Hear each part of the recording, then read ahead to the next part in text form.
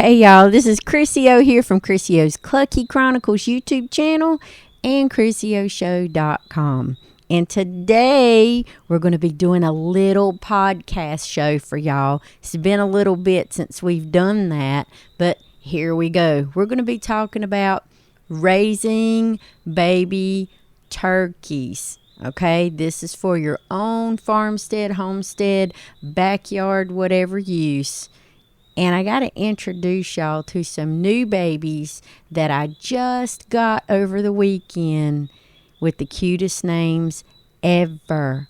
Okay, so here we go. Y'all, let's meet Bacon and Eggs. All right, welcome back, y'all. Welcome back. Okay, thank y'all for subscribing. Thank you for liking. Thank you for following us on all forms of social media, joining and signing up for the email, all the stuff with the newsletter, the blogs. You guys are absolutely flocktastic. Love y'all. Heart y'all great big. All right. So now let me just say, right here on this little farm where the feathers fly and love grows, especially for my new 2 little turkey babies, Bacon and Eggs. So if you're new here, let me just tell you, I'm Crissy, and this channel's all about my adventures. We're raising animals with love, chaos, and a whole lot of heart. All right. So y'all, today we're diving into the wild, wonderful world of raising turkey poults into happy, healthy grown turkeys. Okay, but first let me give y'all a little spoiler alert. Bacon and Eggs, they're spoiled rotten already. They're just babies. Just babies. All right, so we took a trip out to Tractor Supply, obviously, because, you know, that's what we do. I mean, who doesn't do that, right? Or whatever kind of store that y'all have where you get your feed from. Anyway, we went out to the Tractor Supply. I saw the metal box there, and I was like, oh my God, look at this. They had baby turkeys in there. So I convinced the hubby, like everybody does, hey, I just need 2 turkeys. When I found out you could get just 2 turkeys, okay, fine, just let me get 2 turkeys. Okay, cool. We go grocery shopping. We come back. I go back to the Tractor Supply, and boom, here we go. Hand-picked out Bacon and Eggs. That's their little names. Now, let me just tell y'all something, okay? These are some spoiled rotten brats, and it's my fault. I know it's my fault. It's my fault. That's why all my fluff brats, even my dogs, they're all spoiled rotten. Now, Bacon and Eggs, they just, oh man, how do I explain this? Okay, so they throw full-on tantrums when I leave the room. They scream, they holler, they scream, they chirp to the top of their little lungs, okay? They're only happy if you're holding them in a little fuzzy blankie. That's just how it goes. So, yeah, is that my fault? Of course it is. But anyway, y'all grab your coffee, just settle in. Let's talk about turning my little fluffy Bacon and Eggs into gentle giants, okay? So I'm going to be covering feeding, hand-raising, introducing them to the yard, and decoding some quirky turkey behaviors, all right? You ready to get, like, gobbly? All right, so let's get gobbly here. Now, we're going to talk about feeding turkey poults because, number one, when you feed them, it's the foundation of growth, okay? So, first things first, you got to feed the little fluff balls. Turkey poults, like my little Bacon and Eggs, they need a high-protein diet to grow strong and healthy, okay? So, when they're babies up to about 8 weeks old, you want to start them on a game bird feed or turkey starter feed with at least 28% protein. It's crucial because, well, if you ain't noticed it, and you've never dealt with turkeys before, they grow pretty fast, okay? And protein, it supports their muscle and their feather development. Completely different than wild turkeys, all right? So I do not use medicated feed. because I don't really like it. But it's up to you. You use whatever you want to use and whatever you feel comfortable with, because here on this channel, I don't tell you what to do. I just give you some suggestions, and it's up to you. Everybody raises their babies their own little way, okay? But it's also good, like if you check with your own turkey doctor, vet, local feed store, whatever, just see whatever's out there and whatever you feel like is best for your babies. All right. Now, bacon and eggs, they're kind of picky eaters. Now, they're only going to eat for right now if I sprinkle their feed or put their feed into their little feeder. Okay, and I also try to hand feed them a little bit. They haven't quite gotten used to that, but I'm trying to get them used to crushed up mealworms. So, yeah, they're spoiled. It is what it is. I mix in finely chopped greens, and then I'm going to start weaning them towards getting used to foraging flavors, like some grasses and stuff like that, clover, stuff like that. So they'll get used to what's in the yard as well. It is what it is. You do what you got to do for your fluff babies. And if you hear a bunch of peeping and chirping in the background, that's bacon and eggs screaming. Okay? That's just what they're doing. Now, you also want to make sure that they got clean, fresh water all the time. I will go ahead and tell you this. Turkeys are messy drinkers. They're no ways as messy as my ducks, okay? But they are messy drinkers. So, I use the regular, chick feeders and chick waterers. So, they're good, all right?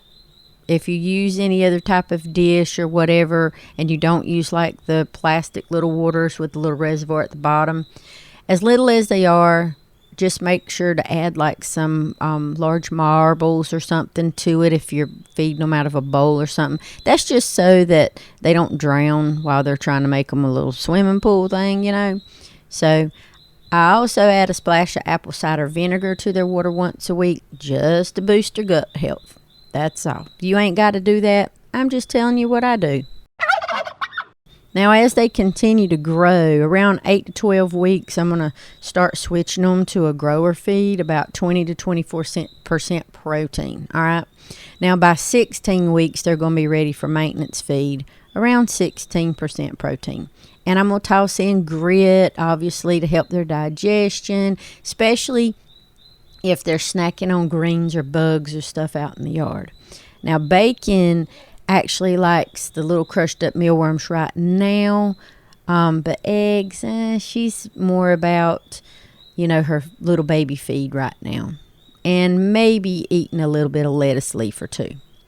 So one of the main things you got to worry about is feeding them right, because it just sets the stage for healthy, happy turkeys. Don't skimp on quality would be my advice to you. Hand raising, turning these turkeys into cuddle bugs. Okay? So let's talk about the magic of hand raising. If you've seen me on this channel, on Crissy's Clucky Chronicles, you know on my YouTube channel, I'm huge supporter of hatching your own eggs, hand raising your own babies so they get used to eating out of your hand, they get used to following you around. You're going to have some birds that are good. You're also going to have some birds that are complete butt heads no matter what you do. It depends on the bird itself, okay? But for me, if I want gentle, friendly turkeys, it all starts with just time and love, okay? Now, right now, bacon and eggs is my little shadows because I've spent hours with them since we got them over the weekend. Now, turkeys, they're naturally curious and social, but they need consistent handling to be able to trust you. For me, when they put them in that box that they hand you to go check them out at the checkout counter, they only stayed in that for a couple of seconds, literally, long enough for me to get them to the counter to check them out, to get them to the car. Then I took them out. Whoa. That's how that worked. When I got them home, they started sitting around in their little brooder box, 15, 20 minutes a day. We just talked to them, let them explore. That's where they eat, they drink. That's just what happens. Then they started screaming. Then I started holding them in a blanket, walking them around the house. Because Bacon just loves perching on me. But Bacon also will sleep. Bacon will take a nap anywhere. Now, Eggs, holy cow. Eggs is drama, drama, drama. That one squeaks if I move. If I move away from the brooder box to do anything. They don't like to not be where I can't see them or they can't see me. They don't like that. Okay, so how I'm going to plan to try to make them gentle, and this depends on them, not me. I'm doing everything I can. I'm going to handle them gently but confidently. I pick them up. I support their body. Don't ever pick them up by the legs or the wings. I always offer treats from my hand. Mealworms is kind of like turkey candy, but like I said, some will like them in the beginning. Some won't like them until later. It is what it is. So they like to listen to my Disney music when I'm like playing around, cleaning and during the day, cooking, whatever I'm doing in the kitchen and all that stuff. I'm just kind of hanging out, doing my thing. I put instrumental music on. They seem to like it. But anyway, my goal is to make them see me as their safe place. Okay? So even though Bacon and Eggs hate it when I leave the room, they pout, they chirp like I've abandoned them forever. So when I'm doing something like recording a podcast for y'all, I make sure that I give them extra cuddle time, extra huggies, extra lovies when I go back in there, because bonding for me, for my animals, is key. It's why all my chickens and ducks and quails follow me around like puppies instead of running away. Now, one thing to watch over is you want to make sure that you're not overhandling, the turkeys as well, because you don't want to stress them out either. So you want to make sure that your sessions are even, not too short, but not too long. So there's like a fine line there. Like if they're panting or hiding from you, give them a break. Just, don't reach in like the claw and grab them. You know what I'm saying? But once you start figuring out their pattern and your schedule and their schedule, by around 6 weeks, they're going to start seeking you out. Okay? Trust me, y'all, it's the best feeling when those little animals come around like, hey, mama, hey, daddy, hey, boys, So hand raising, again, it takes a lot of time and it takes a lot of patience, but it's how you get turkeys who'll strut right up to you for a hug instead of a huff and a peck in the face. Now, my plan for introducing the turkeys to the yard, I gotta have them make friends with the flock. So eventually I'm gonna have to start talking about the big move. So I have to start introducing my turkeys to the yard with other animals. And it's a big deal for Bacon and Eggs. There's just 2 turkeys, okay? They're just starting to venture out. Eventually they'll be doing this. So timing is going to be everything, and I don't want to rush it. I want to wait until my poults are at least 12 weeks old and fully feathered. Kind of like I do with my ducks and my chickens, right? Now, by then, they're going to be big enough to hold their own, but not so big they bully everybody else. Turkeys are super social, but they can be territorial. So you got to make sure whatever you have on your farm, your farmstead, your homestead, whatever, you got to have a game plan, okay? And you got to have plan A, B, C, D, E, F, G, because something along the way is going to fail and you're going to have to move to a new plan. So I want to start with like separate secure area in the yard where Bacon and Eggs can see and hear the other animals. I want them to see my chickens, my ducks, my quails, all that stuff. But I don't want them to do it with direct contact, okay? First of all, it's going to let them get curious without feeling threatened. And then after a week, I'm going to let them mingle with supervised sessions, because turkeys get pretty big, right? I don't want them beating up on my little egg layers. Now, Eggs tries to be bossy. I can see that now in the little baby personality. So I want to make sure that Eggs is more chill and just vibes with everybody. So I'm going to keep those sessions that I do have when we introduce them to the yard short. About 30 minutes to start. I'm going to look for any aggression. If they puff up or chase the others, I'm going to separate them and then try again later on or try again the next day. Okay? Now, when I'm mixing up the species, like chickens and ducks, quails have their own barn. They're not included in this. So if you mix your different species around, okay, go slow. Just go slow. Keep a little barrier until your turkeys are confident but not bossy bullies. You want to also make sure you're providing hiding spots. And if you decide to use perches, you can do that too, because turkeys do love to roost high, okay? But you want to ensure they got access to food and water, because sharing can definitely spark squabbles. So with patience, your turkeys can integrate like they've always belonged. And that's kind of the key, right? So understanding turkey behaviors, you want to decode the strut a little bit. And I'm not telling you that I'm perfect with this. Every turkey has their own behaviors. You know your flock better than I know your flock, but I know my flock too. Okay? So this is just some friendly advice here. Friendly chat. Okay? So let's talk about turkey behaviors, because right now bacon and eggs are so full of personality. They're something. Okay? They really are. So understanding what bacon and eggs are trying to tell me has been a complete game changer, because they're so different from ducks and chickens. I have those down literally to a science with my flock. But the turkeys, they communicate through their sounds, their postures, and colors. Okay? So that loud gobble, it's not just for show. It's just their way of saying, hey, I'm here, mama. Or they could be calling out to other flock members. Now, I know that when they gobble and they hear my voice, they're shouting like, mama's here, or my boys are here, or hey, daddy's bringing out the mealworms, that kind of thing, you know. So they can also purr when they're content, and it is the absolute sweetest sound. Then you have a strut. They have a puffed up chest. They'll fan that tail. That means they're feeling confident or just showing off for you. But sometimes if they're strutting around other animals, it's a dominance move. So you want to make sure you keep an eye out. Head color is also another clue. So bright red means that they can be excited or stressed, you know. Pale blue, typically for mine, means they're just calm, whatever, they're just chill.